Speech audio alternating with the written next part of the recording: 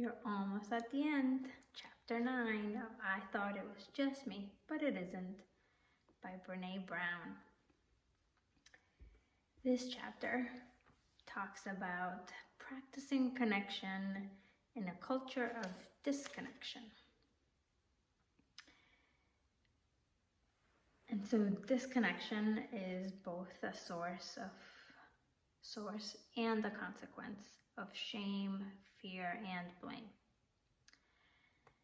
And another form of disconnection is disconnection from self, which is so painful because authenticity is the foundation from which meaningful change takes place.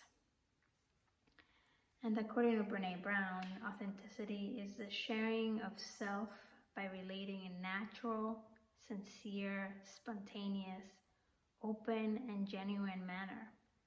So it's impossible to be real when we're ashamed of who we are and what we believe. Let me read that again. It's impossible to be real when we are ashamed of who we are and what we believe. And so I invite you to really take a look and sit with it and see if you really do love and accept yourself just as you are. I still remember the moment that I realized that I didn't love myself. It was at a mindfulness class I was taking, and we were doing a meditation, and I can't remember exactly what triggered it, but I just remember that feeling of, holy, this is why I've been having such a hard time. And I think most people don't realize that they don't love and accept themselves because we're in a society where self-esteem is basically pushed down our throats. But are we really embracing that? Are we really embodying that? And so one way to know if you really do love yourself is pay attention to how you talk to yourself.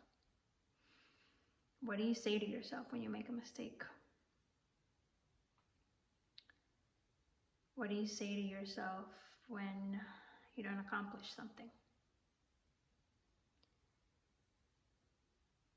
And all you can do right now is just observe and then see what comes out of it. And maybe you love yourself more than you think you do, and that would be awesome. And so Brene talks about how we sacrifice authenticity in an effort to manage of how we're perceived by others. And so we get caught in this cycle of shame, of fear, and so it moves us away from being authentic.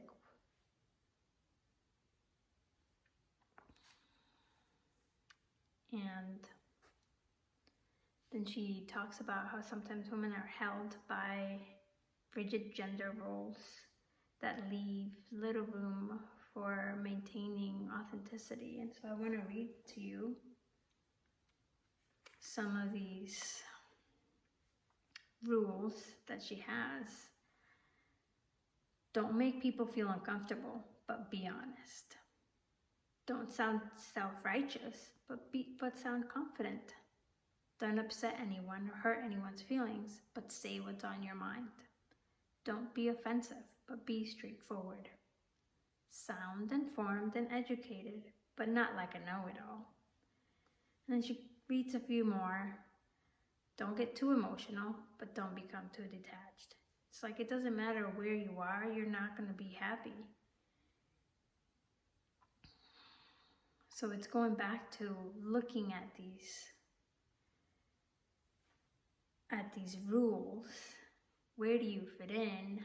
How can you navigate this new road that you're just made aware of? I think a lot of us, at least for me,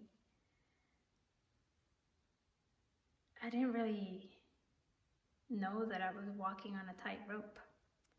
But now I know that I have a net that I can fall off and get back on the rope, because I fall off a lot. And so just continuing to bring that awareness of how you're navigating life. And then she gives us a really good example of how the 4 elements of shame resilience in this context. So she breaks it down, and I'm just going to read it to you. And she talked about this tool in chapter 2, so you can go back and look at the video for chapter 2 if you missed it. And so the 4 elements, number 1, recognizing shame triggers. So when I'm so worried about what I'm supposed to be, who I'm supposed to be, and how I'm supposed to be, I can't figure out who I am or who I want to be. I must understand where those messages come from so I can address them and move on. So number 2, practicing critical awareness.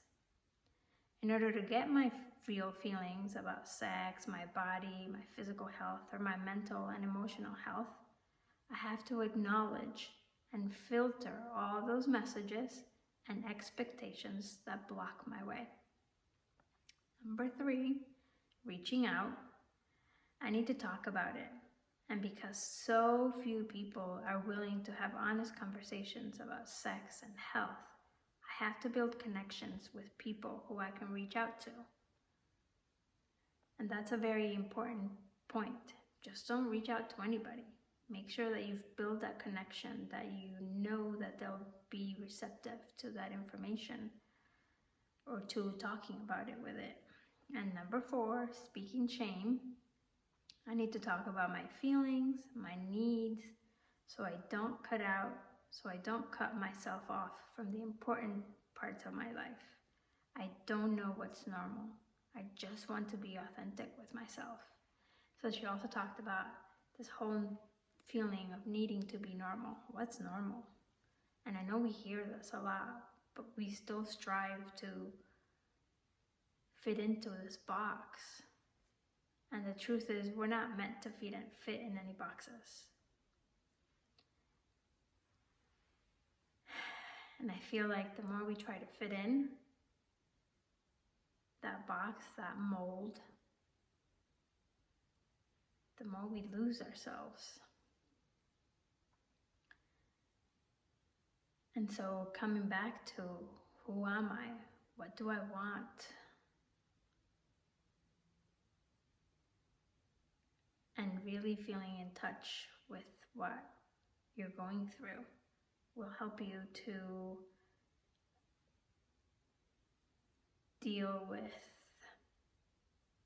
it will help you to be more authentic with yourself. And this is a process, so it's little step by step. Let's see what else is in this chapter. There's a lot of more goodies in this chapter. And then it also talked about self-empathy and the way that we respond to ourselves with empathy and understanding is an important component of being able to build that shame resilience. And so staying out of judgment of others takes a lot of work, but it takes even more work to stay out of self-judgment. So again, go back to, how do you talk to yourself? And then little by little, you can start shifting that inner dialogue. And one way, according to Brene Brown, that you can increase your self-empathy and understanding is by acknowledging your strengths. So go back, make a list. Make a list of 5 strengths. And The reason why you want to do that is because when we examine what we do best and what we can change the most, we will often find that those two behaviors are varying degrees of the same core behaviors.